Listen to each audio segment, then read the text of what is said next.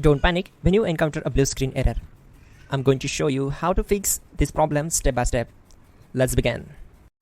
Click on Advanced Options, select Troubleshoot, then click on Advanced Options. Now select Command Prompt. Now type chkdsk space /f space /r space c colon and hit enter. Now we need to wait for some time to complete the process. Type c colon, then hit enter. Then type cd space c colon / and hit enter. Now type cd space Windows and hit enter to execute the command. Then type cd space system32 and hit enter to execute the command. Now type cd space config and simply press enter to execute this command. Now execute this command carefully. Type in md space backup and simply hit enter to execute it. Now type copy space *** space backup and hit enter. Now execute the command md space backup1 and simply hit enter. Once we are here, we need to execute this command. Type copy space *** space backup1 and then press enter from your keyboard to execute this command. Type in cd space regback, then simply hit enter. Then type dir and simply hit enter. Now type copy space *** space .. and hit enter. Then type all and hit enter to execute the command.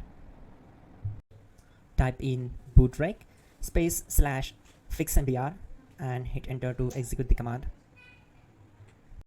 Now type in bootrec space /fixboot and simply hit enter to execute the command. Type cd space c colon / and hit enter. Now execute this command. Type cd space Windows /system32 /config /regback, then simply hit enter to execute this command. Now type this command bcd edit space /export space c colon /bcd backup and hit enter. Now type cd space c colon / and hit enter. Now execute this command. Type md space boot and simply hit enter to execute this command.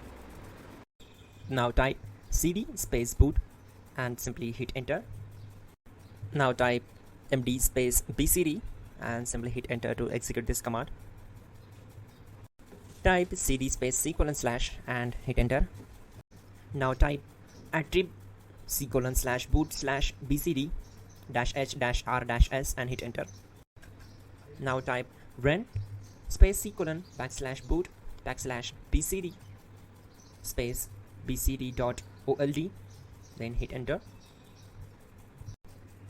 Type bootrec space /rebuild bcd and hit enter. Type exit and simply hit enter. Now click on continue. It will restart your system. So that's it guys, your problem is solved and you are good to go.